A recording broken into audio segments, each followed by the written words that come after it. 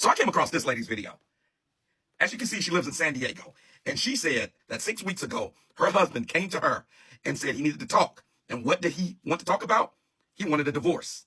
Now, she said they were getting ready to break ground on a new house. They had retired. They had paid off all of their debt, all of their bills, including paying off their current house. They were planning a trip for 2025, and they had just booked a bucket list trip for Italy. And he said that he wanted a divorce. What was the reason? He said that he was unhappy and he wanted out.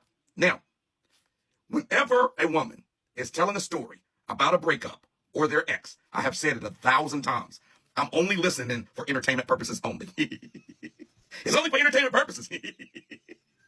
I don't believe any of it because women substitute their feelings for the facts many times when they're telling a story of what happened in a breakup.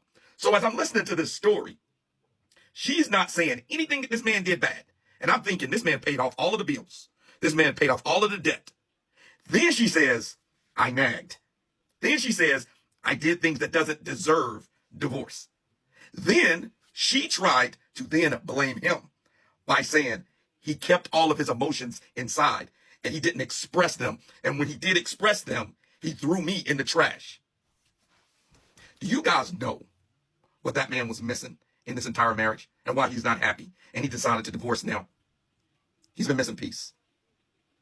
He's been missing peace. Had the money, had the houses, had the cars, had the career, had all of that other stuff. He's been missing peace this entire time. And he's decided, hey, the bills are paid off. We can split the assets evenly, do what we got to do, and we can go our separate ways. Because y'all don't understand how much nagging breaks down a man's soul. And clearly, his soul was broken, and he wanted out. He wanted peace. But I didn't find any accountability in this video from her. I put the full video in the description. You guys let me know what you think. So I came across her. 5 husbands, 7 kids. And she does not see that there's any common denominator or a pattern. You know, it's funny to see women come on and tell these stories and try to go all around the point without addressing the proverbial elephant in the room, right? Ma'am, 5 marriages, 7 kids. You talking about you worked hard to keep everybody together?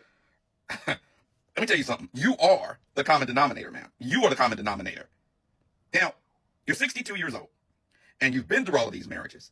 And now you're saying, hey, I'm still a hopeless romantic. I still want to be in love. Ma'am, stop. Take care of your children and your grandchildren, and just live out your days worrying about them.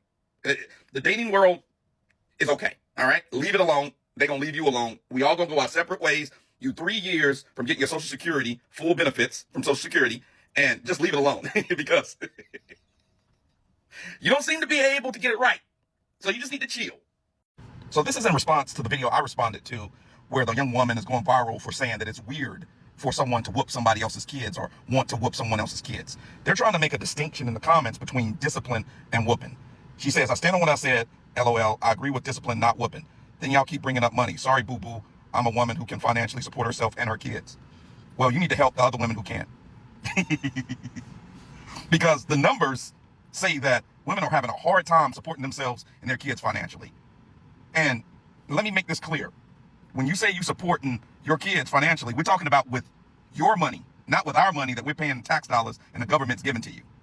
If you're getting Section 8, you're not financially supporting your kids. We all are.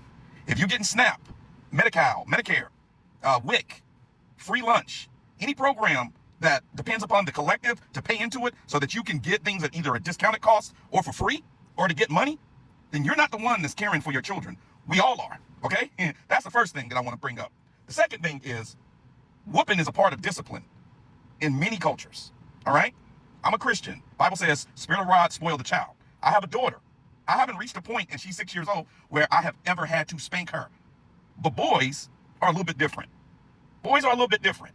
When I grew up in my parents' home, I got spankings. I got whoopings, right? And I've turned out to be successful with no criminal record. And I've accomplished a lot of things in life that a lot of kids that didn't get no hardcore discipline have not. Now, I'm not saying the whoopings caused that.